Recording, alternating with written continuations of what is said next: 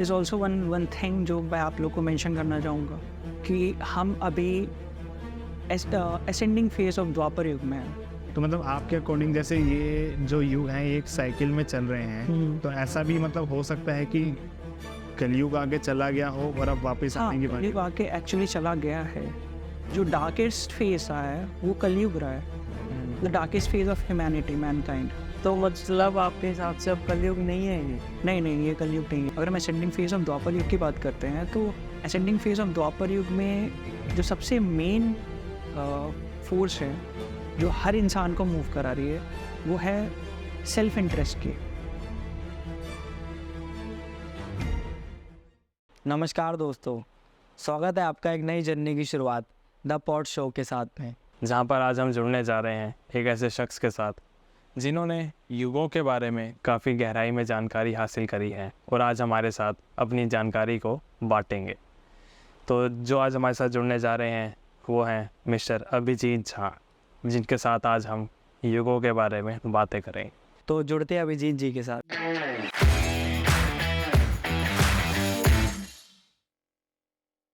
तो अभिजीत कैसे हैं आप? First of all thanks a lot Sameer and Jatin for inviting me to the show. और बढ़िया हूँ मैं। और जैसे कि इंडियन कल्चर जो है, इंडियन रूट्स जो है, it has always been like, it has always fascinated me to a great extent. और that is the reason why मेरे जो करियर में जितनी चीज़ें चल रही हैं वो इंडियन रूट्स के अराउंड ही हैं। जैसे मेरा जो फूड स्टार्टअप है उसमें हम रेसिपी किट्स बनाते हैं, वो भी इंडियन रीजनल क्यूजीन्स के अराउंड है।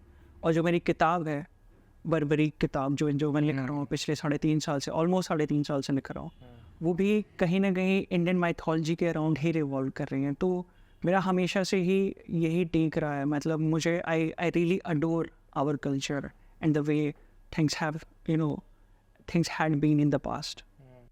तो बट आप बुक क्यों लिखी आपने? मतलब आपका पैशन था या ऐसे ही? पैशन, हाँ, मतलब राइटिंग मेरा पैशन रहा है। मतलब जब मैं क्लास 12th में था तभी at that moment only I realise कि मैं लिखना चाहता हूँ। बचपन में मैं बहुत स्टोरीज़ में बहुत गुम जाता था, बहुत ज़्यादा एकदम एब्सेंट माइंडेड हो जाता था। जब मैंने कोई स्टोरी पढ़ ली तो बहुत देर तक मैं सोच रहा हूँ उसके बारे में। तो राइटिंग भी मेरे अंदर ऐसे नेचुरली अकर हुई। 12th के एंड में मुझे रियलाइज हुआ कि आई शुड राइट। और मैंने फिक्शन बुक लिखी भी थी, although I didn't complete it. This is the first book I have been working over, like 3.5 साल से मैं इसी पे काम कर रहा हूँ। वो बुक किस चीज़ के ऊपर? मिथोलॉजी के ऊपर? नहीं, वो माइथोलॉजी के ऊपर नहीं थी, वो अलग जॉनरा था, वो कुछ और लिखा था। तो मतलब जैसे आप बता रहे हैं आपने 3.5 साल से इस बुक के ऊपर आपने रिसर्च करी है, युगों के बारे में आपने काफ़ी जाना है। तो मतलब मेरा आपसे क्वेश्चन ये है कि ये जो युग हैं, क्या लोगों का मतलब इनके ऊपर एक बिना किसी क्लू के विश्वास बना हुआ है, या मतलब युगों की सच में कोई रियलिटी है? युगों की, आई थिंक युगों की रियलिटी जानने के लिए हमें ये चीज़ समझना पहले ज़रूरी है कि युग की ज़रूरत भी क्यों पड़ी है। मतलब हम बात भी क्यों कर रहे हैं, ये सबसे इम्पोर्टेंट सवाल मुझे लगता है। कि वैसे आपके हिसाब से रियल है ये चीज़? हाँ, मतलब उसके लिए हमें वहाँ तक पहुँचना होगा, हमें समझना होगा कि कैसे, क्योंकि क्या होता है, कोई भी बिलीफ लेने से पहले हमारा एक थॉट प्रोसेस होता है, उसके पीछे बिल्कुल प्रॉपर थॉट प्रोसेस होता है। जब हम चीज़ों को क्वेश्चन करते हैं, कन्वेंशंस जो भी हमें दिया गया है उसको क्वेश्चन करते हैं और धीरे धीरे एक इन्फ्रेंस पे पहुँचते हैं, एक रिजल्ट पे पहुँचते हैं। तो ये प्रोसेस है पूरा। तो अगर युग के बारे में हम बात भी कर रहे हैं या बोल भी रहे हैं कि युग क्या है, युग क्यों बने हैं, तो कहीं ना कहीं हमें ये समझना ज़्यादा ज़रूरी होगा कि हम युग तक आए ही क्यों। अगर मैंने मैथ्स पढ़ा है और मैथ्स में मैं रियल नंबर लाइंस पढ़ रहा हूँ या मैं रैशनल नंबर्स पढ़ रहा हूँ, तो उनका कहीं ना कहीं ज़रूरत पड़ा है लाइफ। मतलब अगर मैं मैथ्स में आगे बढ़ा हूँ तो कहीं ना कहीं उनकी ज़रूरत पड़ी है। चाहे फिज़िक्स में हम जो पढ़ते हैं, क्लासिकल मैकेनिक्स, चाहे जो भी स्ट्रिंग थियरी वगैरह, जो भी चीज़ें हम पढ़ रहे हैं, तो उसकी कहीं ना कहीं किसी न किसी कोई यूज़ कर रहा है। तो युग की कोई ज़रूरत है भी कि नहीं, मुझे लगता है वो चीज़ समझना हमारे लिए सबसे ज़्यादा ज़रूरी है। बिल्कुल। तो अगर इस पर्सपेक्टिव से हम आगे बढ़ते हैं तो हमें उससे पहले ये समझना ज़रूरी है कि करंट थ्योरी ऑफ इवोल्यूशन कैसे हुआ है। तो अगर हम ऐसे देखें, जो मेन स्ट्रीम थिंकिंग ने सजेस्ट किया है, चाहे मेन स्ट्रीम हिस्टोरियंस ने सजेस्ट किया है, उस हिसाब से चीज़ों को देखें तो कुछ 8000 BC से पहले human kind hunters and gatherers की तरह देखे जाते थे। मतलब कि हम हंट करते थे, उसको गैदर करते थे, and we were always on a move.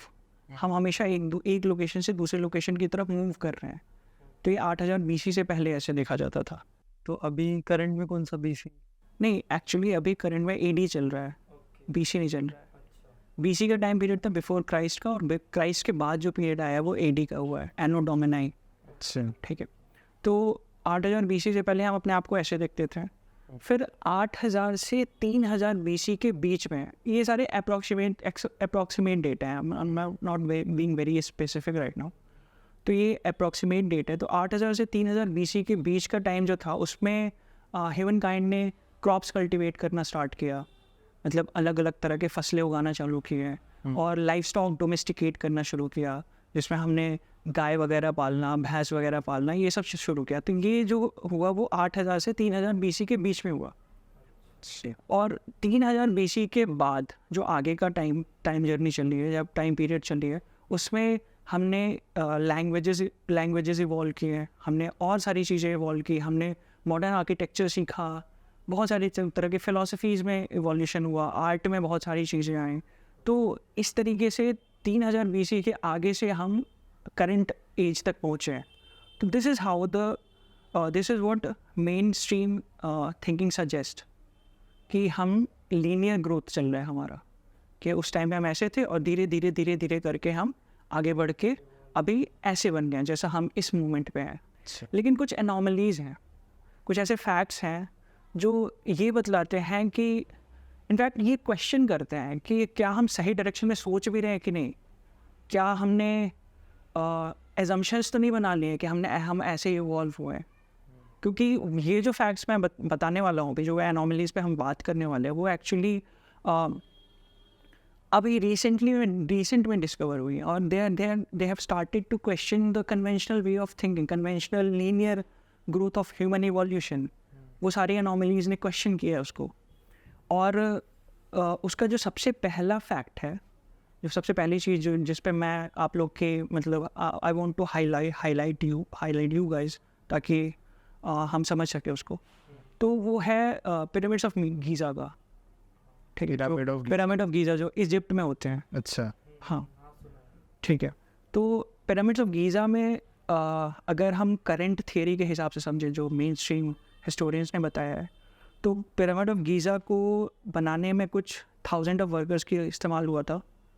ठीक है, और कुछ हमने 2.5 million blocks of stones use किए हैं पिरामिड ऑफ गीज़ा, मतलब 25 लाख स्टोन हमने इस्तेमाल किए हैं पिरामिड ऑफ गीज़ा को बनाने के लिए। ठीक है, और उन सारे स्टोन्स को मतलब 20 से 30 साल का टाइम लिया वर्कर्स ने, फिर वो स्ट्रक्चर को बनाया। ये करंट थियरी ऑफ इवोल्यूशन के हिसाब से उस टाइम पे इतना बनाया, मतलब हाँ, उस टाइम पे मतलब हम बात कर रहे हैं 2500 से 2900 BC के बीच का टाइम। बट इतनी मशीनरी वगैरह नहीं होती थी। हम एक एक करके आते हैं, हम एक एक करके वहाँ तक पहुँचते हैं। तो अभी जो सबसे पहला क्वेश्चन है, जो सबसे पहला एनॉमली है, वो ये है कि हमने अगर 25 लाख ब्रिक्स वहाँ पे इस्तेमाल किए हैं, तो हमने उन 25 लाख ब्रिक्स मतलब स्टोन्स इस्तेमाल किए हैं, तो हमने उतने स्टोन्स को हम मूव कैसे कराया, हम पॉइंट A से पॉइंट B तक कैसे लेके आए। एक सेकंड के लिए मान लेते हैं कि हम ह्यूमन बीइंग्स हैं, तो हम फिगर आउट कुछ भी कर लेते हैं, तो हमने फिगर आउट कर लिया होगा उस टाइम पे। लेकिन there are also certain questions which जो बहुत ही ज़्यादा अभी भी इधर लेके आते हैं कि मतलब ऐसे फैक्ट्स आ रहे हैं निकल के, जो क्वेश्चन का मतलब जिसका आंसर मिल पाना इज़ गेटिंग रियली टफ। जैसे कि एक चीज़ है कि कुछ ब्लॉक्स ऑफ स्टोन्स हैं, उनका वेट कुछ 70 पाउंड्स के अराउंड है, और उनको रखा है 70 टन्स, और उनको हमने रखा है एम्पायर स्टेट बिल्डिंग के हाफ जितनी हाइट पे। अच्छा। एम्पायर स्टेट बिल्डिंग जो आपका जो हमारी बनी हुई है, उसके आधी हाइट पे हमने रखा है उसको। ठीक है, तो how did we do that? हमने ग्राउंड से इतनी ऊंचाई पे 70 टन का ब्लॉक, स्टोन ब्लॉक कैसे रखा? और मैं उस टाइम की बात कर रहा हूँ जब हमारे पास टूल्स क्या थे, हमारे पास कॉपर टूल्स हुआ करते थे, हमारे पास प्लेटेड रूप्स थे, जो रस्सियाँ ऐसे नॉर्मल वाली रस्सियाँ होती, तो हमने कौन से ऐसे टूल्स यूज़ कर लिए हैं कि हमने इसको उतनी ऊंचाई तक रख दिया? तो ये सारे क्वेश्चंस हैं जिनके जिनके आंसर्स मिलना इस रियली मतलब टफ, कि हमें पता ही नहीं चल रहा कि कहाँ। और भी कुछ ऐसे फैक्ट्स हैं जैसे कि एक फैक्ट मुझे अभी याद आ रहा है, जैसे कि जो जितने भी स्टोन ब्लॉक्स हैं जो पिरामिड ऑफ गीज़ा को फ्रंट में वो कर रहे हैं, जो आगे के पार्ट को वो कर रहे हैं, ठीक है, उनके बीच में कोई भी मोर्टार नहीं है। मोर्टार आप लोगों को पता है? नहीं। जैसे मोर्टार होता है बाइंडिंग एलिमेंट, जैसे कि दो स्टोन्स दो bricks- जोड़ने के लिए मतलब। हाँ, सीमेंट को मोर्टार बोलते हैं। हाँ अच्छा। ऐसे ही जो बाइंडिंग एलिमेंट होते हैं जो जोड़ते हैं किसी भी दो स्ट्रक्चर को, ठीक है, वो मार्बल को भी जोड़ सकते हैं, किसी भी चीज़ को जोड़ सकते हैं, तो मोर्टार होते हैं। तो इन इन इन ब्लॉक के बीच में कोई मोर्टार नहीं है, और ये इतने फाइनली ड्रेस्ड हैं, ड्रेस्ड बोले तो इतनी अच्छी कार्विंग है इन स्टोन्स की, कि अगर आप वहाँ पे कोशिश करोगे कि क्रेडिट कार्ड आप उन दोनों दो ब्लॉक्स के बीच में क्रेडिट कार्ड स्वाइप करने की, तो उतनी पतली चीज़ भी नहीं जाएगी, अच्छा। इतना फाइनली प्लेस्ड है वो।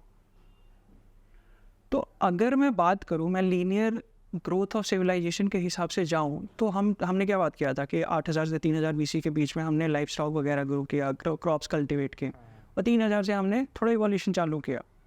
लेकिन फिर भी 3000 BC से आज के टाइम तक पहुँचने में मतलब टाइम लगा है, ऐसा तो नहीं हुआ कि चुटकियों में हो गया, ठीक है। तो उतने तक पहुँचने में, और 2500 से 2900 BC के बीच में हमने ये सब कर दिया, विच इज़ रियली मतलब ये एक ऐसा एंगल दे रहा है जो कि it's very tough to like justify कि एक्चुअली हमने ऐसे ही थियरी है, मतलब this is how we have evolved, this is like questioning the conventional way of thinking, conventional way of mainstream thinking, कि ऐसे ही हुआ या कुछ किसी और तरीके से हुआ। तो ये एक चीज़ थी। फिर एक और फैक्ट निकल के आया, अभी कुछ दिन पहले ही आया, एक डॉक्टर, एक जियोलॉजिस्ट हैं, his name is Dr. Robert Schoch. तो he is also like one of the renowned scientists. तो उनका पॉइंट आया था कि जो एक पिरामिड ऑफ गीज़ा के पास में एक स्ट्रक्चर है जिसको बोलते हैं स्फिंक्स। स्फिंक्स का कुछ ऐसा है कि एक मिथिकल क्रिएचर के ऊपर बना है। स्फिंक्स का क्या है कि जो स्फिंक्स का हेड है वो एक ह्यूमन का है, और जो बॉडी है वो एक शेर की है, लायन की है, ठीक है। आप लोगों ने देखा होगा ऐसे पॉ रखा हुआ है एक स्ट्रक्चर, नहीं देखा है? ओके, आप लोग सर्च करना। तो ये पिरामिड्स ऑफ गीज़ा से सटे है, मतलब एकदम पास में ही है उसके, ठीक है।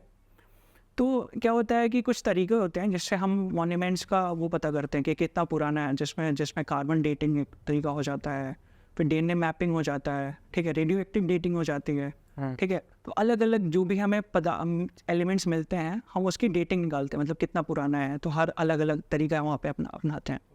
तो कार्बन डेटिंग में क्या होता है कि आप किसी वुड का कोई मटेरियल यूज़ कर रहे हो, या आप लेट अस से कोई ऑर्गेनिज्म मिला है आपको, ठीक है, तो उसको आप जिसमें कार्बन है एक्चुअली, तो कार्बन डेटिंग करके हम उसका टाइम ऑफ कि कब का ये कितना साल पुराना हुआ होगा हमें फिगर आउट कर सकते हैं, ठीक है।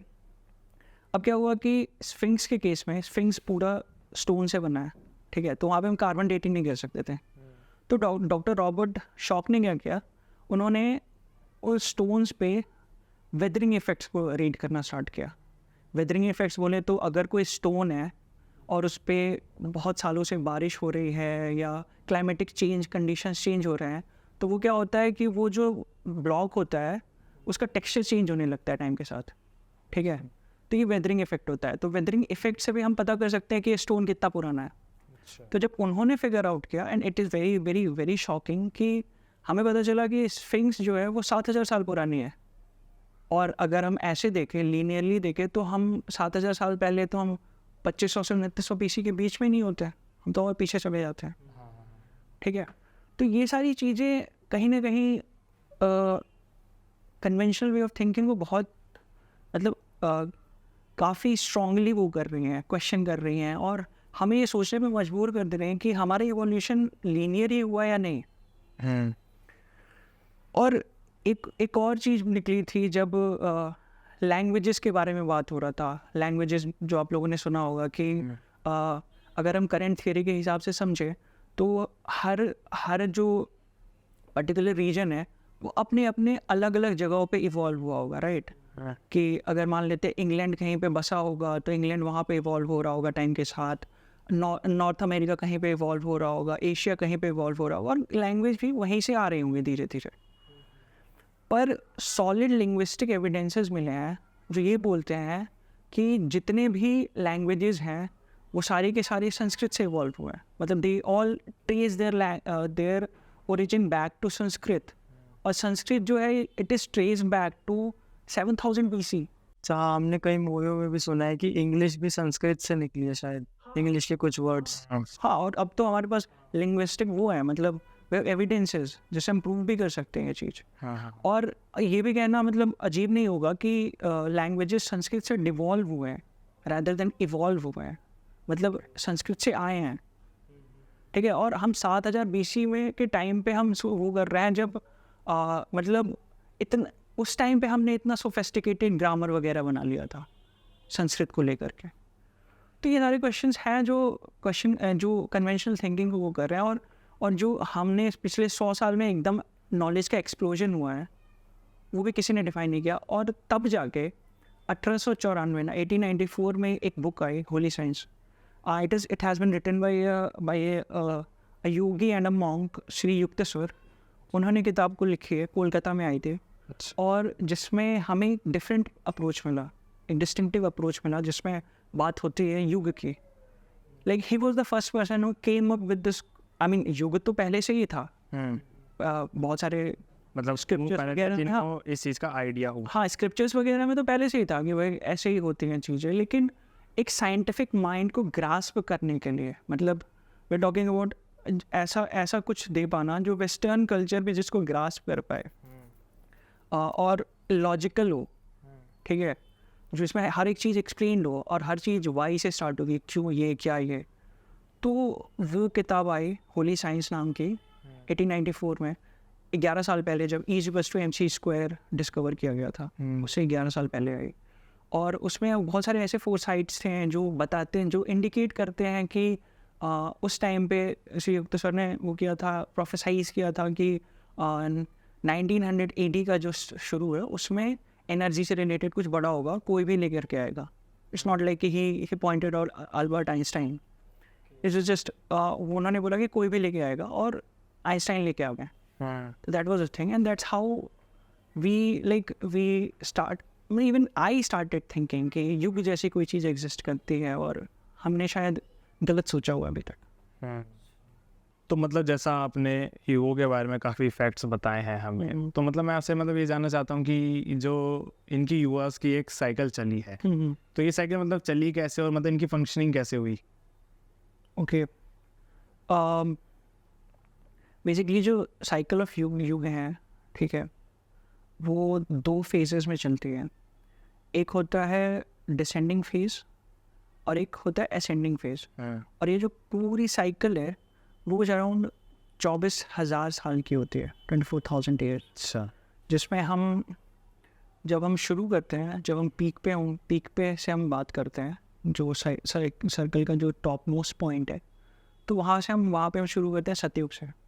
सतयुग से हम आते हैं इस पे त्रेता युग पे, त्रेता से हम आते हैं द्वापर युग पे, द्वापर से आते हैं हम कल युग पे। ये सारी डिसेंडिंग है, और डिसेंडिंग असेंडिंग क्या है उस पर हम थोड़ी देर में बात करेंगे, और कैसे सारी चीज़ें लिंक्ड हैं, क्योंकि सारी चीज़ें लिंक्ड हैं। और फिर हम क्या होता है, हम कलयुग के डिसेंडिंग फेज से कलयुग के असेंडिंग फेज में जाते हैं। उसके बाद फिर हम जाते हैं द्वापर युग के असेंडिंग फेज में, फिर हम त्रेता युग के असेंडिंग फेज में, और अल्टीमेटली हम सतयुग में वापस चले जाते हैं। तो ये 24,000 साल का एक पूरा साइकिल है। मतलब ये बार बार रिपीट होते जाएगा, हो रहा है यस। ये साइकिल ही है, तो साइकिल में मतलब ये होता है कि वो रिपीट ही होगा। अच्छा, मतलब इनकी फिर फंक्शनिंग कैसे चल रही है, मतलब इन योगास की? अभी तक जितने इवेंट्स हुए हैं उसके बेसिस पे हम बात कर सकते हैं। और इज ऑल्सो वन थिंग जो मैं आप लोग को मेंशन करना चाहूँगा, कि हम अभी असेंडिंग फेज ऑफ द्वापर युग में है। 1900 AD में ही हमने कलयुग को पूरी तरह से पार पा लिया था। मतलब हम जैसे ही 1900 AD से घुसे इधर, तो हम द्वापर युग के असेंडिंग फेज में आ मतलब चुके हैं। 1 मिनट, मतलब मैं, आप कह रहे हो कि हम अभी द्वापर युग में हैं, हाँ बट मैंने काफ़ी, मतलब मैं जब रिसर्च कर रहा था इस चीज़ के ऊपर, तो मैंने मतलब काफ़ी चीज़ें ऐसी देखी है। किसी ने बोला कि अभी हम कलयुग चल रहा है, किसी ने बोला हम कलयुग की स्टार्टिंग में हैं, किसी ने बोला हम हाँ और बहुत कलयुग में चल रहे हैं। तो मतलब आपके हिसाब से अब कलयुग नहीं है ये? नहीं ये कलयुग नहीं है, ये बेसिकली द्वापर युग का असेंडिंग तो भी सुना है कुछ लाख। हाँ वही उसी चीज़ पे मैं आ रहा हूँ। एक्चुअली बहुत सारे टेक्स्ट और स्क्रिप्चर्स में अलग अलग डेफिनेशन दिए हुए हैं, और एज अ रिसर्चर आप किसी भी डायरेक्शन में हेड कर सकते हो, that is like your call. आप जिस चीज़ में बिलीव करते हो आप उस साइड जाने लगते हो, it as simple as that. और मुझे एक साइंटिफिक पूरे कह सकते हैं, I needed a very scientific angle to this perspective, और मुझे वो होली साइंस किताब में मिली, मुझे युगास किताब में मिली, जिसको मैंने थॉरोली जब पढ़ा तो मुझे पता चला कि ठीक है ऐसे चीज़ें इवॉल्व हुई हैं और ऐसे हमारा पास्ट रहा है, ठीक है। तो वो मुझे एक कह सकते हैं ज़्यादा लेट अस से एक्सेप्टेबल बेसिस लगा, और इसलिए मैंने इस चीज़ पे ज़्यादा एम्फेसाइज़ किया जो मुझे होली साइंस में मिली है, चाहे मैंने जो युगास वाली किताब पढ़ी है। तो ऐसा कुछ जर्नी रहा है। तो मतलब आपकी थ्योरी के अकॉर्डिंग हम अभी द्वापर युग में हैं। ये मेरी थियरी है। साइंटिफिक मतलब जहाँ से मैंने रिसर्च किया है वहाँ से हम असेंडिंग फेज ऑफ द्वापर युग में हैं, जो आगे की ओर बढ़ रहा है, और इसके बाद हम त्रेता युग में जाएंगे, और इसके बाद हम सतयुग में वापस चले जाएंगे। तो मतलब आपके अकॉर्डिंग जैसे ये जो युग हैं ये एक साइकिल में चल रहे हैं, तो ऐसा भी मतलब हो सकता है कि कलयुग आगे चला गया हो और अब वापस हाँ आने की बारी। ये वाकई एक्चुअली चला गया है, अच्छा, और कुछ इवेंट्स हैं जिन पे हम बात कर सकते हैं, जिनको समझ सकते हैं, कैसे कलयुग का कलयुग का डिसेंड और असेंड कैसे हुआ है, उस पे भी हम बात कर सकते हैं और समझ सकते हैं कि कैसे कैसे चीज़ें हुई हैं। लेकिन हाँ कुछ पार्ट्स जैसे आप कह रहे हो कि कलयुग खत्म हो गए हैं, तो इसका कुछ तो होगा कि जो हमसे बीत गया ये कलयुग में था। अब कुछ उसके एग्जांपल्स। हाँ बहुत सारे एग्जांपल्स हैं, लेकिन मुझे लगता है कि अगर हम साइकिल ऑफ युगास के बारे में बात कर रहे हैं अभी, कैसे युग का साइकिल चल रहा है, तो हमें कुछ क्वेश्चंस खुद से भी करने चाहिए कि 24,000 साल तक हम कैसे पहुँचे। हमने ये कैसे बोल दिया कि ये इतना ही, कैसे सतयुग 4800 साल चलता है, जैसे सतयुग का जो डिसेंडिंग फेज़ है वो 4800 ईयर्स चलता है। फिर मतलब अगर मैं ऊपर से नीचे आ रहा हूँ, जो डिसेंडिंग फेज़ है, तो सतयुग 4800 साल चल रहा है, फिर त्रेता 3600 साल चल रहा है, द्वापर 2400 साल चल रहा है, और फिर कलयुग 1200 साल चल रहा है। ऐसे चीज़ें चली हैं, और फिर ऐसे ऐसे आगे बढ़ी हैं, 1200 साल, फिर 2400 साल, फिर 3600 साल, और फिर लास्ट अल्टीमेटली 4800 साल, और हम सतयुग में फिर से वापस चले जाएंगे। तो जो साइकिल ऑफ युग चले हैं वो कैसे हमें नंबर्स पे कैसे आए, तो इसका युक्त सर ने बहुत सिंपल एक वो दिया है मतलब बताया कि कैसे ये हो रहा है, वो मैं आपको बताना चाहूँगा। जैसे कि जो मून है वो अर्थ के अराउंड रिवॉल्व करता है, ठीक है, और हर प्लैनेट का अपना अपना मून है, ठीक है, वो सारे अर्थ अपने अपने प्लैनेट के अराउंड रिवॉल्व कर रहे हैं। प्लैनेट जो है अलॉन्ग विद देयर मून्स वो सन के अराउंड रिवॉल्व कर रहे हैं, ठीक है। और श्री युक्त सर ने अपनी बुक होली साइंस में बोला कि सन जो है वो भी रिवॉल्व कर रहा है, और वो अपने डुअल के अराउंड रिवॉल्व कर रहा है, ठीक है। उस डुअल को श्री युक्त सर ने बोला है, उन्होंने एक ग्रैंड सेंटर बोला है, जिसको उन्होंने बोला विष्णुनवी। अच्छा, और ये it is the creative seat of Brahma. अच्छा, ठीक है, ये सेंटर जो है वो क्रिएटिव सीट है ब्रह्मा का, और ब्रह्मा को उन्होंने बताया है यूनिवर्सल मैग्नेटिज्म से, ठीक है। तो एक्चुअली क्या होता है और कि सन का जो मूवमेंट इसके अराउंड सन का मूवमेंट बोल रहा हूँ, जो प्लैनेट्स का मूवमेंट इसके अराउंड हो रहा है, इस ग्रैंड सेंटर के अराउंड हो रहा है, उसके हिसाब से युग में एजेस डिफाइन हो रहा है। अच्छा, जैसे बोलते हैं कि जैसे जैसे सेंटर के अराउंड रिवॉल्यूशन होता है, और जैसे जैसे प्लैनेट अर्थ जो है वो ब्रह्मा से दूर जाता है, ब्रह्मा से पास आता है, उसके हिसाब से युग में चेंजेस आते हैं। और इसका लिंक धर्म से भी है। धर्म का मतलब आप लोगों को पता है, राइचियसनेस, राइट, सही भी मोरालिटी, है ना।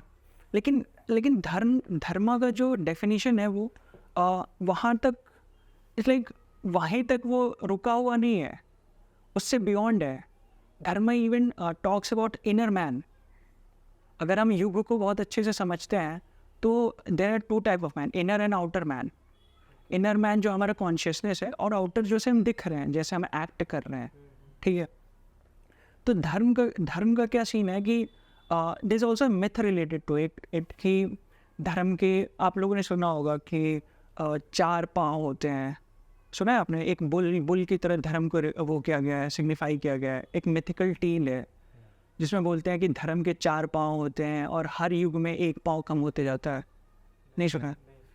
तो कुछ ऐसा है कि धर्म जो है वो लिंक्ड है ब्रह्मा से, मतलब प्लैनेट अर्थ में, मतलब हम जब वो रिवॉल्यूशन कर रहे हैं, जो मैं आपको इनिशियली बता रहा था, उस ग्रैंड सेंटर के अराउंड जो हम रिवॉल्यूशन कर रहे हैं, ब्रह्मा के अराउंड जो हम रिवॉल्यूशन कर रहे हैं, एक्चुअली हम विष्णु के अराउंड रिवॉल्यूशन कर रहे हैं, लेकिन it is a seat of the creative power धर्म, ठीक है।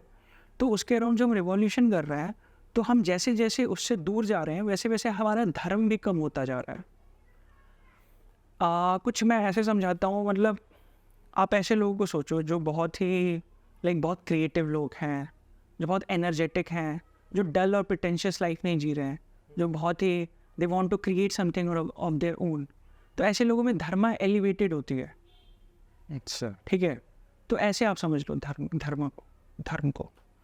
तो इसमें क्या है कि धर्म मतलब जैसे जैसे वो प्लैनेट रिवॉल्व हो रहा है, उससे हम ब्रह्मा से दूर जा रहा है, तो वैसे वैसे हम धर्म से भी दूर जा रहे हैं।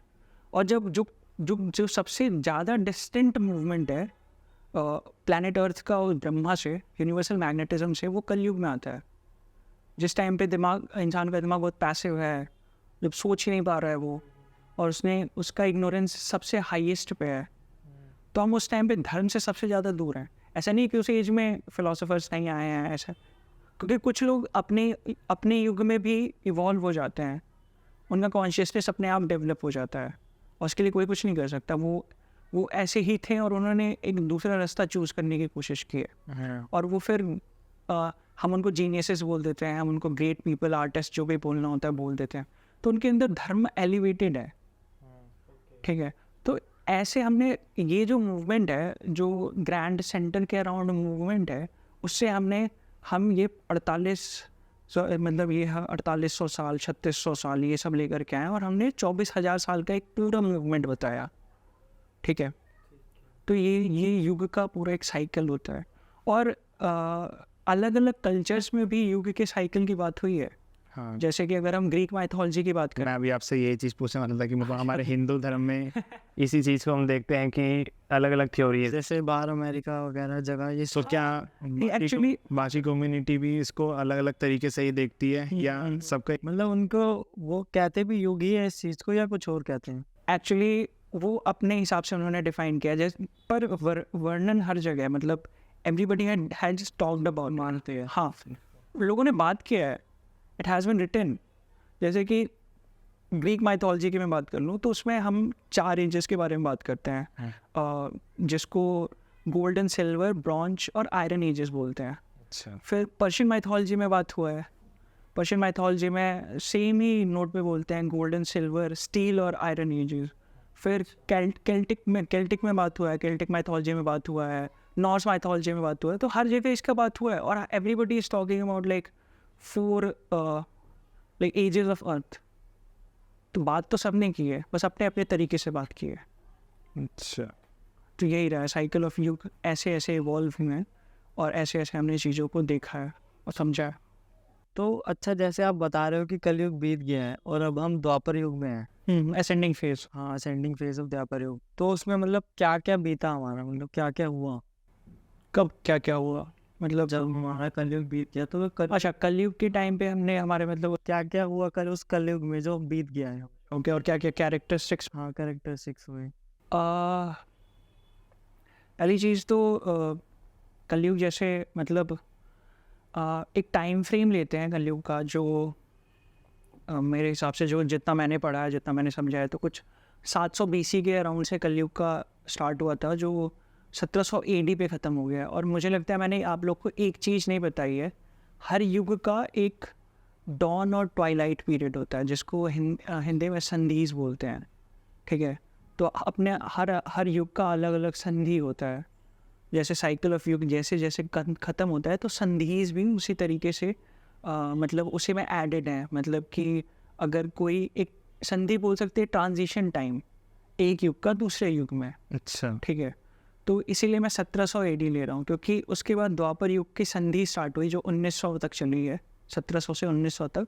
और उसके बाद फिर 1900 से चीज़ें आगे बढ़ी हैं, ठीक है, जब एनर्जी एज एक्चुअली शुरू हो गया।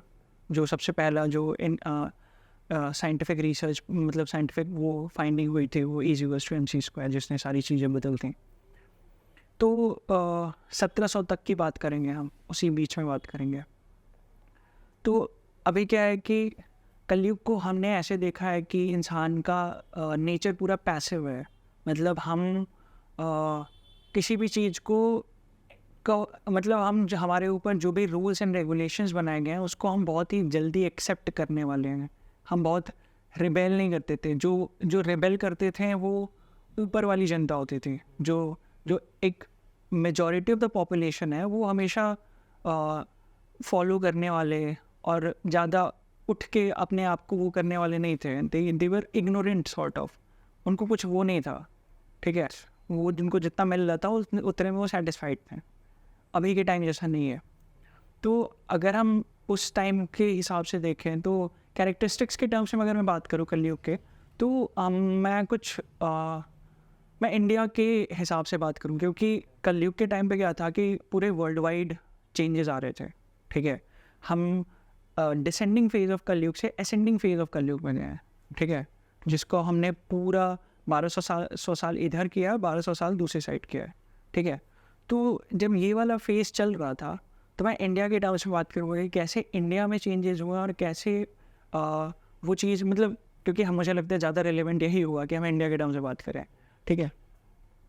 तो कुछ एक स्ट्रक्चर, एक फेज़ है जो कलयुग में हर पर्टिकुलर पार्ट ने देखा है, हर particular part of the world ने देखा है, जिसको हम बोलते हैं consolidation, disintegration and then again consolidation, जो रिकंसोलिडेशन है, ठीक है। ये एक पहिए की तरह है जो चला है। कंसोलिडेशन मतलब कि किसी एक ने आकर के सारी चीज़ों को स्ट्रक्चर करने की, स्ट्रक्चर बोल रहा हूँ, स्ट्रेंथन करने की कोशिश की, एक पास लेकर के आया। वो कोई एक रूलर था, जैसे इंडिया के केस में वो अशोका द ग्रेट थे, और अलेक्जेंडर ने किया सेम चीज़। तो अलग अलग जगहों पे ऐसे ये चीज़ हुई, तो कंसोलिडेशन हुआ कि मतलब एक शासक ने सारे सब कॉन्टिनेंट्स को एक पास लाने की कोशिश की। फिर उसका डिसइंटीग्रेशन हुआ, वो सारे बिखर गए, और फिर रिकॉन्सोलिडेशन हुआ, मतलब वो फिर से इकट्ठा हुए, और उसके बाद फिर चीज़ें आगे बढ़ी, ठीक है। और हम इस तरीके से डिसेंडिंग से असेंडिंग फेज पे पूरी तरह से चले गए, बाहर चले गए उसके। तो अभी क्या है कि अगर हम इंडियन हिस्ट्री के हिसाब से चीज़ों को समझने की कोशिश करें, तो अशोक जो हैं वो आए थे 250 BC के अराउंड, ठीक है। मैं मतलब नॉट 250 BC के अराउंड आए थे, पर एक्चुअली 250 BC के अराउंड जो मौर्यन एम्पायर थे, वो पूरी तरह से बहुत स्ट्रांगली उसने कह सकते हैं कि इंडियन सब कॉन्टिनेंट्स में पूरी तरह से एक्सपैंड हो गए, और Ashok was the one who is responsible for that. उन्होंने एक एक सब कॉन्टिनेंट के रूलर्स को हराया, और देन मौर्यन एम्पायर ने लार्जेस्ट वो ऑक्यूपाई कर लिया था। मतलब सारे most of the subcontinents were occupied by the Mauryan empire. फिर क्या हुआ कि बहुत सारे सक्सेसर्स आए, अलग अलग डायनेस्टीज़ आई बीच में, और कॉन्फ्लिक्ट्स मौर्यन एम्पायर्स के खुद के किंग्स रूलर्स में कॉन्फ्लिक्ट्स के चलते धीरे धीरे मौर्यन एम्पायर चली गई, और फिर और कुछ डायनेस्टीज़ ने रूल करने की कोशिश की, पर it was not very efficient.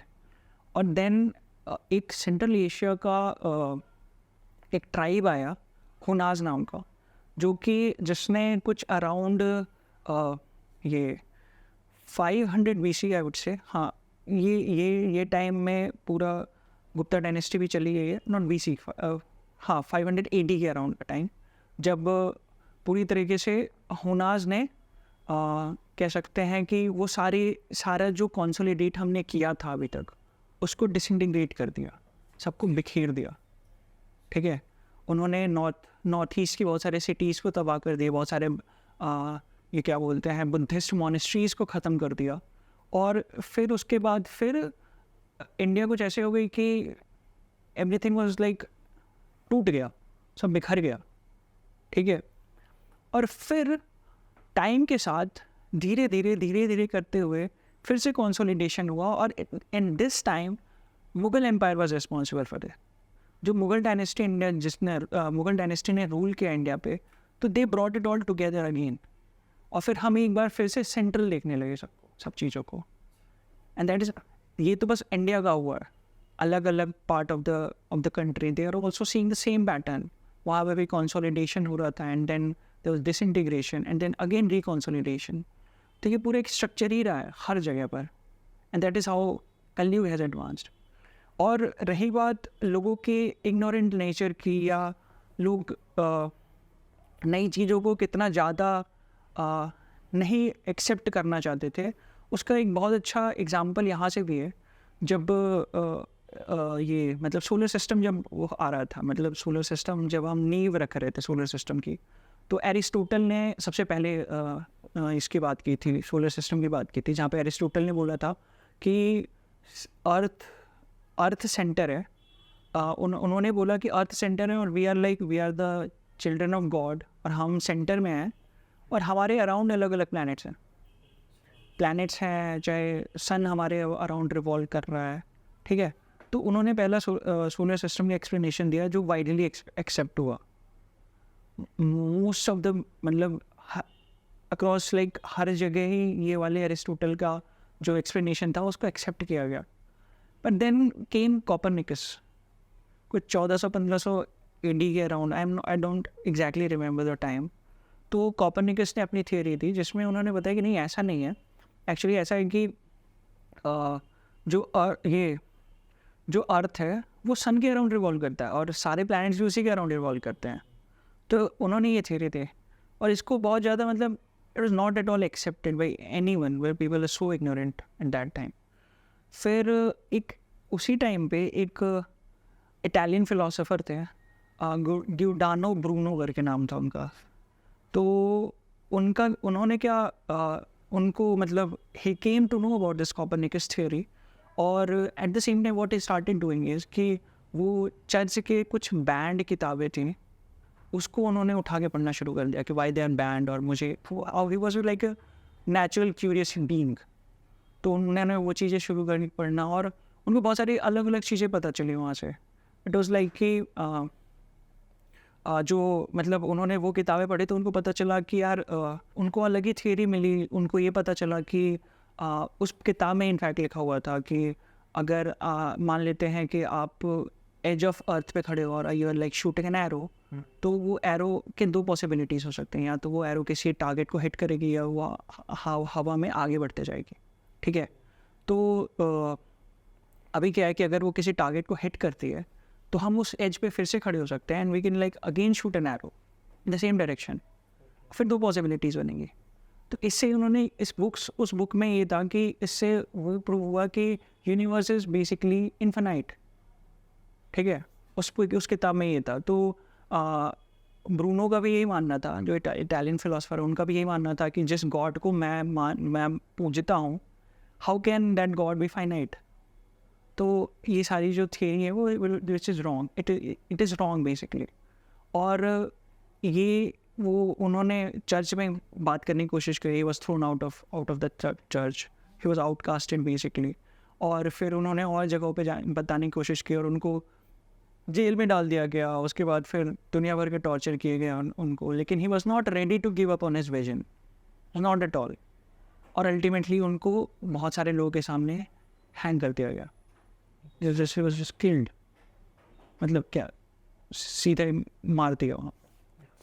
तो दैट मतलब ये दिखाता है कि कलयुग में लोग कितना इग्नोरेंट थे। Same happened with Galileo also. Galileo को भी कितने साल तक जेल में रखा, even though he had figured out उन्होंने वो बना लिया था जो हम टेलीस्कोप वगैरह यूज़ करते हैं, उन्होंने वो फिगर आउट किया, उन्होंने देख लिया था प्लैनेट्स वगैरह भी अलग अलग जगह में, मून भी देख पा रहा था उनको।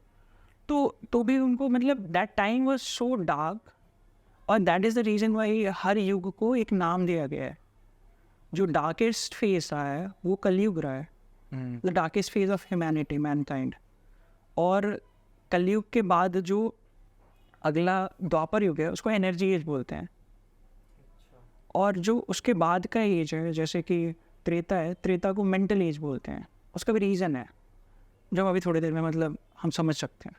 और सत्ययुग को स्पिरिचुअल एज बोलते हैं। तो इन सब के नाम पढ़ने के भी रीजंस हैं। तो दैट इज़ हाउ लाइक कलयुग हैड बीन, अगर हम देखें तो। और फिर एकदम से 1700 के बाद का जो टाइम आया है हमने बहुत तेज़ी से इवोल्यूशन किया है।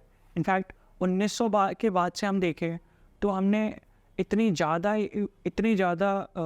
डिस्कवरीज कर ली हैं। हम 50 साल में हमने बहुत ज़्यादा साइंटिफिक एडवांसमेंट कर लिया।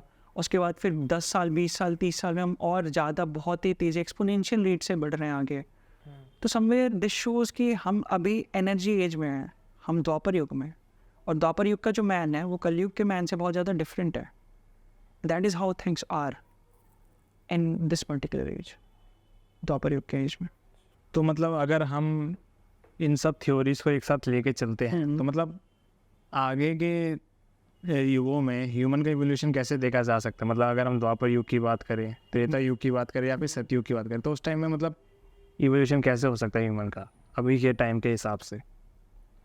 एक्चुअली जो मैंने वो वाली चीज़ मैंने इनिशियली जो बताया था कि कैसे सन का इवोल्यूशन सन का रिवॉल्यूशन एक डुअल के अराउंड हो रहा है और प्लैनेट्स भी उसके आसपास घूम रहे हैं। और कैसे ब्रह्मा से दूर होने पे धर्म इफेक्ट होता है, ये सारी चीज़ें हमने पहले ही बात की हैं। तो ह्यूमन कॉन्शियसनेस भी कहीं ना कहीं इसी से लिंक्ड है, ठीक है। जैसे जब हम कलयुग में थे तो ह्यूमन कॉन्शियसनेस बहुत ही मतलब इट्स लाइक ह्यूमन ब्रेन बहुत शट डाउन था। लोग हाईली इग्नोरेंट होते थे, कुछ भी सुनना नहीं चाहते थे, वो समझना नहीं चाहते थे। And it is not the same case with the ascending phase of Dwapar Yuga जिसमें हम अभी हैं। Actually it is not the same case. अगर हम असेंडिंग फेज ऑफ द्वापर युग की बात करते हैं तो असेंडिंग फेज ऑफ द्वापर युग में जो सबसे मेन फोर्स है जो हर इंसान को मूव करा रही है वो है सेल्फ इंटरेस्ट की। मतलब हम यहाँ पे बैठे हैं, अगर हम सिनेरियो एक इमेजिन करने की कोशिश करते हैं कि हम इस जगह पे बैठे हुए हैं तो कहीं ना कहीं हम सबका सेल्फ इंटरेस्ट एक साइड अलाइन हो रहा है। एंड दैट इज़ हाउ द्वापर युग के पीपल आर। हम सबका अपना एक सेल्फ इंटरेस्ट है जिसके साइड हम मूव करते हैं, ठीक है। और self interest is like the main motivating factor behind every movement, every action. हम इसके चलते पेरिश भी कर रहे हैं। किसको कितना चाहिए, किसकी कितनी डिज़ायर है, कौन कितना पैसा रखना चाहता है अपने पास, कौन कितना पैसा देना चाहता है। इट इज़ वेरी सब्जेक्टिव किसकी कितनी चाहत है। पर लेकिन हमें ये भी पता है कि हमारी बाउंड्रीज़ कितनी है। कलयुग के लोगों की तरह नहीं है हम चंगेज़ खान या अलेक्जेंडर जैसा हमारा बिहेवियर नहीं है कि हमें सब चाहिए। हमें अपने लिमिट पता है कि हम इसको भी डिस्टॉर्ट नहीं करना चाहते हैं। तो कहीं ना कहीं हमने इंटेलेक्ट भी डेवलप कर लिया, हमने अवेयरनेस डेवलप कर ली है। कुछ ऐसे पार्ट हैं हमारी बॉडी में जो हमें किसी चीज़ पे अवेयर करते हैं कि ये सही है कि नहीं।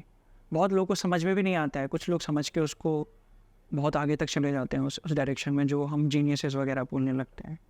और कुछ लोग को वो फील होता है, वो ग्लिम्स मिलता है कि कुछ है जो कि कुछ मुझे ऐसा कर रहा है, वो वाइब्रेशन जैसा फील हो रहा है, या मतलब वो वाइब्रेशन जो यूनिवर्सल मैग्नेटिज्म की वाइब्रेशन अभी भी हमारे तरफ आ रही है क्योंकि we are like in the ascending phase of Dwapar Yuga. तो अभी हम ब्रह्मा से दूर तो हैं पर हम उसकी तरफ भी मूव कर रहे हैं, राइट। तो हम सबके अंदर एक अवेयरनेस वाला फैक्टर तो रहता है। अब वही होता है कि कौन कितना उस डायरेक्शन में जा कर के समझने की कोशिश कर रहा है, दैट इज़ द थिंग। तो द्वापर युग का जो सबसे बड़ा फैक्टर यही है मूव करने का कि हम सब सेल्फ इंटरेस्ट से मूव करते हैं और हमें अवेयरनेस होती है कि हमें कितना जाना है, ये हमें पता रहता है। तो इस तरीके से द्वापर युग के लोग मूव कर रहे हैं और इसी तरीके से सबके अपने अपने इंटरेस्ट एक डायरेक्शन में जा रहे हैं और हम कलयुग के इंसान से ज़्यादा एक्टिव हो गए हैं। हमें अपनी इंडिविजुअलिटी से मतलब है, हमें मतलब है कि हम क्या सोचते हैं, हम क्या बनना चाहते हैं। एटलीस्ट हमें इतनी क्लैरिटी आ रही है और हर एक इंडिविजुअल को आ रही है टाइम के साथ। हो सकता है बहुत लोग अभी भी कह सकते हैं इग्नोरेंट हों, लेकिन फिर भी मेजॉरिटी ऑफ द पॉपुलेशन चीज़ों को समझने के राह पे चल रही है। और अभी तो हम बहुत ही इनिशियल स्टेज में हैं द्वापर युग के असेंडिंग में। धीरे धीरे टाइम के साथ जैसे जैसे हम एनर्जी, अब ये एनर्जी एज है तो हम डिस्कवरीज भी एनर्जी के साइड में ही करेंगे। हम और फॉर्म्स ऑफ एनर्जी समझेंगे, हम और डेप्थ में समझेंगे कि एटम्स में कैसे कौन से पर्टिकुलर एनर्जी से क्या चल रहा है, तो और डीप में जाएंगे हम हर एक चीज़ के। तो द्वापर युग के लोग ऐसे ही मूव करने वाले हैं, लेकिन जो मेन मोटिवेटिंग फैक्टर है वो सेल्फ इंटरेस्ट ही रहेगा हमेशा। और इसके चलते हो सकता है कि बीच में वॉर भी हो सकता है, it's not a big deal, लेकिन एट द सेम टाइम हमें ये क्लैरिटी रहेगी कि हम कहाँ तक वो कर सकते हैं, ये हमें पता रहेगा।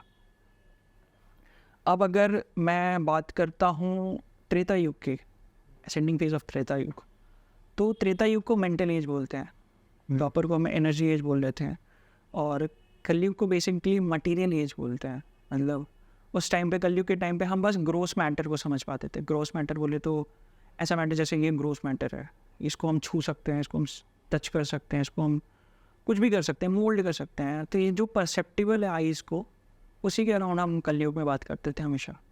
पर त्रेता युग में चीज़ें थोड़ी अलग हैं। त्रेता युग में जो सबसे इम्पोर्टेंट मोटिवेटिंग फैक्टर होगा इंसान को मूव करने का, वो होगा सेल्फ मास्टरी। सेल्फ मास्टरी बोले तो हम थॉट्स को किस तरीके से कंट्रोल कर पा रहे हैं। जैसे द्वापर युग में हमें पता चला कि एनर्जी अंडरलाइज ऑल मैटर, हर मैटर के अंदर एनर्जी अंडरलाई करती है, और वो हमें 1905 में पता चल गया, बहुत ही इनिशियल स्टेज में द्वापर युग के असेंडिंग फेज के। पर जो ये दूसरा वाला पार्ट है, जो त्रेता युग वाला पार्ट है, उसमें हम ये समझ पाएंगे कि थॉट्स कैसे गाइड किए जा सकते हैं। हमारा वे ऑफ कॉन्वर्सेशन डिफरेंट हो जाएगा। It's like there is a term called as intuitive attunement. What is intuitive attunement? अगर आप लोगों ने कभी फील किया होगा कि कुछ चीज़ें सोचते टाइम आप सीधा ट्यून कर जाते हो उससे। It's like you are thinking in some kind of direction. आप कोई स्टोरी लिख रहे हो और आप एकदम डीप में चले गए हो स्टोरी के, आप वो फील कर पा रहे हो, पिन हो जाता है उस पॉइंट। हाँ, आप कुछ ऐसे चीज़ें फील कर पा रहे हो जो आप किसी को एक्सप्लेन नहीं कर सकते।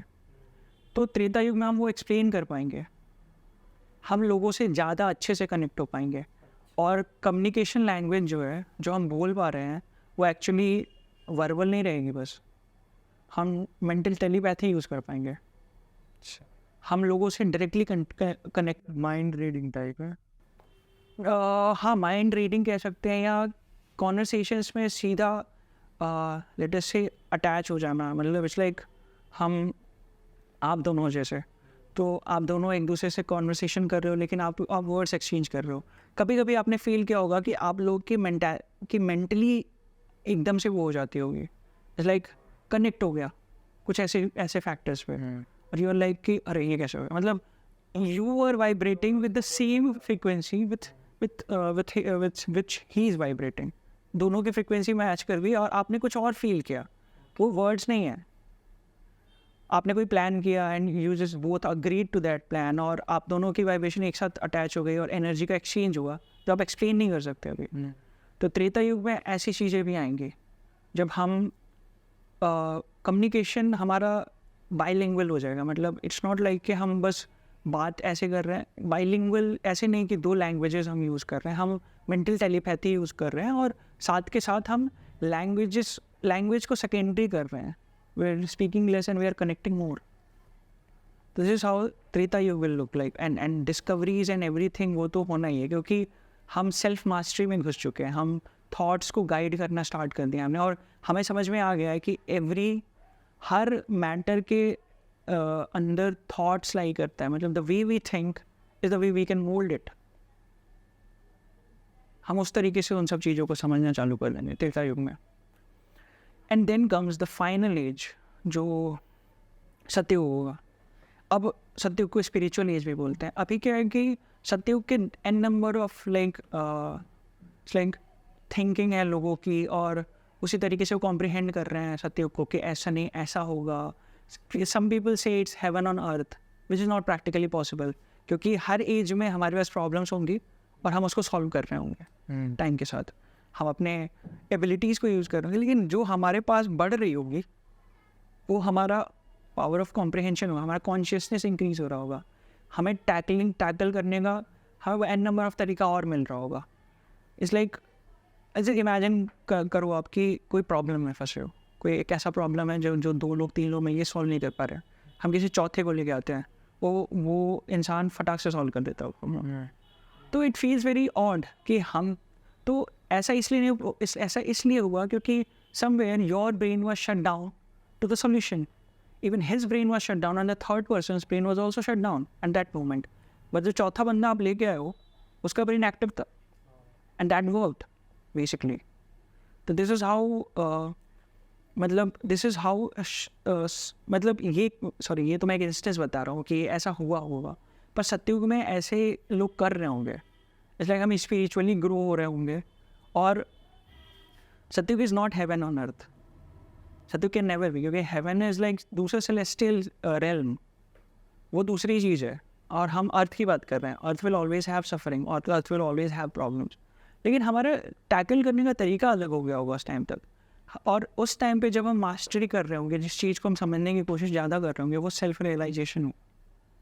ऐसा नहीं है कि इस एज में किसी ने सेल्फ रियलाइजेशन का डायरेक्शन नहीं लिया है. बहुत सारे मॉन्क्स हैं, योगीज़ हैं, जिन्होंने सेल्फ रियलाइजेशन को समझने की कोशिश की है. पर एट द सेम टाइम कितने लोग हैं? There like handful. बहुत ही कम लोग हैं जो ये चीज़ समझने की कोशिश कर रहे हैं, जो सेल्फ रियलाइजेशन के पाथ पे चल रहे हैं, जो मॉन्क वाले पाथ पे चल रहे हैं. तो बहुत कम लोग हैं.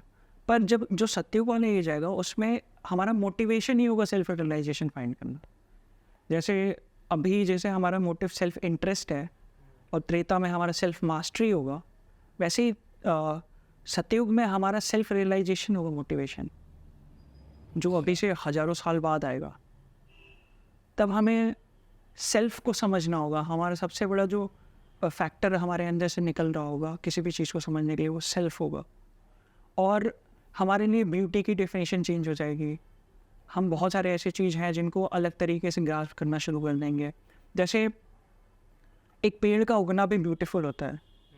एक छोटे से पौधे का वो बनना, फूल बनना भी ब्यूटीफुल है. लेकिन बस यही है कि दिमाग उसको कॉम्प्रिहेंड करना चाहता है कि नहीं, वही चीज़ है. तो सतयुग ऐसा दिखेगा. सतयुग will not be free of like everything. Her health problems नहीं, हाँ सारी चीज़ें वहाँ पे भी होंगी. इट्स नॉट लाइक, लेकिन हमने टेक्नोलॉजिकल एडवांसमेंट बहुत ज़्यादा कर लिया होगा. हम अभी ही कर रहे हैं और उस टाइम तक तो हम काफ़ी आगे पहुँच गए होंगे उस डायरेक्शन में. तो हमारे अपने प्रॉब्लम्स उस टाइम पे भी होंगे, लेकिन हम उसको टैकल करने के हमारे पास ज़्यादा अच्छे सॉल्यूशंस होंगे. और इंसान का दिमाग उस लेवल तक चला गया होगा कि वो उसको सॉल्व भी कर पाए.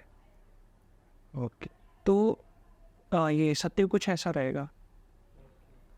धर्म एलिवेटेड होगा. धर्म के चारों बुल जो हम मैथोलॉजिकल क्रीचर है, उस पे धर्म के जो चारों पाँव हैं वो सटीक होंगे. तो वो सारी चीज़ें अपने मैक्सिमम पे होंगी और हम उसी के हिसाब से सब चीज़ें कॉम्प्रिहेंड कर रहे होंगे. जैसे हम द्वापर युग में अभी जैसे कॉम्प्रिहेंड कर रहे हैं, उस टाइम पे हम दूसरे तरीके से कॉम्प्रिहेंड कर रहे होंगे. हमारे कुछ ऐसे पार्ट्स एक्टिवेट होंगे जो हमने सोचा भी नहीं होगा कि हम कर सकते हैं, लेकिन हम वो ग्रेजुअली उस डायरेक्शन में हेडेड होंगे. ऐसे नहीं कि अभी हम द्वापर युग में और हम एकदम से सतयुग में पहुँचे हैं. तो उस कलयुग, उस द्वापर युग वाले इंसान को वो सतयुग समझने में भी बहुत प्रॉब्लम होंगे. This is how things will like happen in all the other yugas. Abhijit ji, बहुत बहुत थैंक यू आपका. आप हमारे साथ आज हमारे पहले एपिसोड में जुड़े. काफ़ी अच्छा लगा आपके साथ योग के बारे में बातें करके, उनके बारे में अच्छे तरीके से जान के. आपने इतने अच्छे से बताया हमें हर चीज़ के बारे में, तो काफ़ी अच्छा लगा. Thank you for inviting. I mean seriously thanks for inviting. और दूसरी बात मेरी ये है कि हम शायद आज हमारा पहला पॉडकास्ट है. हम आगे अभी हमें नहीं पता हम कितने करेंगे, 50 करेंगे, 100 करेंगे, 1000 करेंगे, काफ़ी करेंगे. बट जो पहले एपिसोड में आके साथ देता है वो हमें हमेशा आगे तक याद रहता है। अच्छा, पार्ट 2 पक्का है आपके साथ। आज जितनी हमने बातें करी हैं शायद होगा हम आपके साथ दोबारा फिर कभी पॉडकास्ट करेंगे और आपके साथ ज़रूर हम दोबारा जुड़ेंगे। मुझे बहुत ही खुशी होगी कि यहाँ पे मैं पार्ट 2 कर पाऊँ अगर हम करते हैं तो। और हाँ, मतलब अगर हम पार्ट 2 करते हैं तो हम पास्ट के बारे में बात कर सकते हैं कि कैसे चीज़ें पहले रही हैं। और ये सारी चीज़ें मैंने अपनी किताब में भी लिखा है और मैंने कोशिश किया है कि मैं जितना सटीक दे पाऊँ, जितना मैं सही से उसको मेंशन कर पाऊँ। और एक अलग दुनिया मैंने क्रिएट करने की कोशिश की अपनी किताब में भी, जिसको मैंने द्वापर युग बोला है, जिसमें जो मेरा प्रोटैगनिस्ट है वो पास्ट में ट्रैवल करता है। देन ही फाइंड्स आउट कि द युग इज़ एंटायर चेंज्ड, वहाँ पे चीज़ें ही अलग हैं। जैसे मैंने अभी आप लोगों को एक्सप्लेन किया है कि कैसे कैसे इवोल्यूशन होगा, तो मैंने कुछ ऐसा एक्स्ट्रापोलेट किया है और वहाँ पे उस चीज़ को दिखाने की कोशिश की है। तो वो भी मैं कोशिश कर रहा हूँ कि मैं उसको और जितना रियलिटी के क्लोज ला सकूँ तो ला रहे हैं। और आपकी बुक अमेज़न वगैरह पे अवेलेबल है तो बताइए थोड़ा। नहीं, अभी तो नहीं अवेलेबल है एक्चुअली। जो मैंने किताब एक लिंक दिखाएगा, लेकिन वो एक्चुअली उस टाइम पे मैं बीटा रीडर्स कलेक्ट कर रहा था, तो इसलिए मैंने अमेज़ॉन पे डाला था। एंड इट्स वेरी बहुत इनिशियल टाइम की है, उसके बाद से बहुत ग्रोथ हुआ है। मैं बहुत मतलब कुछ पब्लिशिंग हाउसेस के एडिटर्स वगैरह से मिला हूँ, उनसे बहुत सारे मैंने रिव्यूज़ कलेक्ट किए हैं, नुआंसेस समझे हैं कि राइटिंग के नुआंसेस क्या होते हैं। और अभी मैं कह सकते हैं कि मुझे थोड़ा और टाइम लगेगा, 6 महीने से 8 महीने लगेंगे जब मैं पूरे बुक को एडिट कर पाऊँगा, फिर मैं पब्लिशिंग के लिए इसको आगे लेके जाऊँगा। ठीक है, फिर पार्ट 2 होएगा हमारा जैसे पब्लिश हो जाएंगी। For sure. Thank you sir, आपका बहुत बहुत and thank you, thanks a lot. तो दोस्तों, ये थे अभिजीत झा, जिनके साथ आज हमने काफ़ी युगों के बारे में दिलचस्प बातें करी। हमें तो बात करके काफ़ी अच्छा लगा। आई होप आप सबको भी अच्छा ही लगा होगा। और अगर आपको इन्हीं तरह की दिलचस्प कहानियाँ चाहिए या दिलचस्प किस्से चाहिए तो जुड़े रहिए हमारे चैनल के साथ। मिलते हैं अगली वीडियो में। नमस्कार।